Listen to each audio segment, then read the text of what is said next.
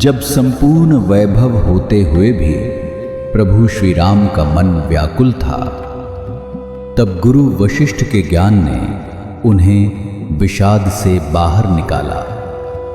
सुनिए बकुल जी की वाणी में। स्वागत है। जय श्री राम। आशा रखता हूं कि गुरु की कृपा की बारिश में सब लोग भीग रहे होंगे, नहा रहे होंगे। आज 7 मार्च है। देखते हैं आज क्या होता है। आज का श्लोक, यथा संबध्यते ब्रह्मा कीटः संपद्यते तथा कीट अस्तु रूढभूतौध वलनात् तुच्छ कर्मकः। ब्रह्मांडीय जीव ओम का उच्चारण करता है और शुद्ध इच्छा शक्ति के द्वारा अनेक पदार्थ का सर्जन करता है।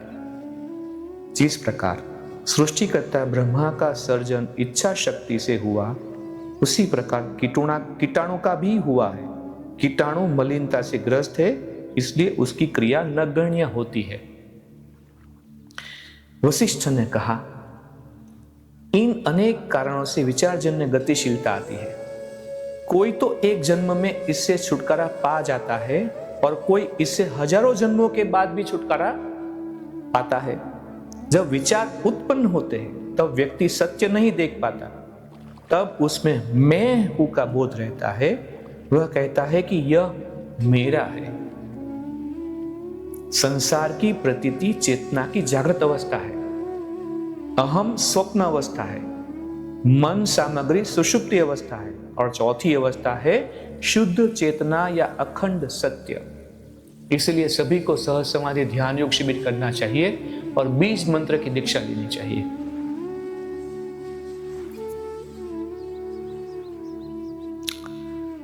उसमें अवस्थित होने पर व्यक्ति दुखों से परे हो जाता है। संसार की प्रतीति का कारण उसी प्रकार परब्रह्म माना जाता है, जिस प्रकार पेड़ की वृद्धि का कारण आकाश माना जाता है।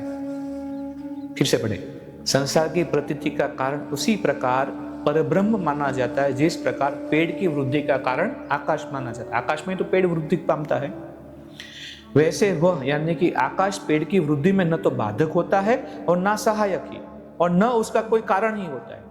सच्चाई यह है कि ब्रह्म प्रभावी कारक है ही नहीं। इसका पता हम अनुसंधान से लगा सकते हैं। जो हमारे मोक्ष के 4 द्वारपाल है, उसमें एक अनुसंधान। जब कोई धरती को खोदता चलता है तो काफी दूर तक उसे आकाश ही दिखाई पड़ता है। जितना भी खोद के नीचे जाएगा उनको तो आकाश दिखाई देगा। इसी प्रकार अनुसंधान जारी रहने से इस सत्य का पता चलता है कि जो कुछ है वह असीम चेतना के अतिरिक्त कुछ है ही नहीं। कहीं भी जाएगा वो खड्डा खोद के, उनको आकाश दिखेगा कहीं से भी। इसी तरह से चेतना असीम है। राम ने पूछा, कृपया बताइए कि इस सृष्टि का इतना अधिक विस्तार कैसे हुआ। वशिष्ठ ने कहा, असीम चेतना में जो स्पंदन होता है वही स्पंदन उस चेतना यानी कि जीव में होता है। उस स्पंदन से जीव प्रकट होता है और उसी तरह जीव में से मन प्रकट होता है। ऐसा इसलिए कि जीव विचार करता है, मन 5 तत्वों की धारणा करता है और वह अपने को उनमें बदल देता है। मन जो कुछ भी सोचता है बस उसे उतना ही दिखाई देता है, सोच उतना ही दिखाई देता है। इसके बाद एक एक करके जीव, आंखें, नाक, स्पर्शानुभूति प्राप्त करता है। इन इंद्रियों और मन में किसी प्रकार का कारण कार्य जैसा संबंध नहीं होता, परंतु विचार और इंद्रियों के स्पष्ट स्वप्रकटीकरण का संयोग अवश्य होता है। ठीक वैसे ही जैसे कौवा नारियल के पेड़ पर बैठे और नारियल गिर पड़े, लगता है कि कौवे ने नारियल को गिराया हो।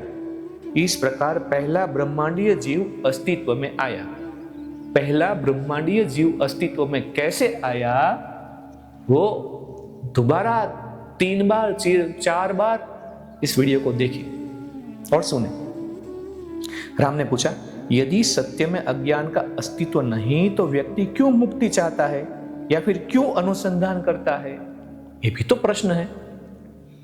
तो वशिष्ठ ने उत्तर दिया, हे राम, ऐसा विचार समय आने पर उत्पन्न होगा, अभी नहीं। समय आने पर ही फूल खिलते हैं और फल पकते हैं।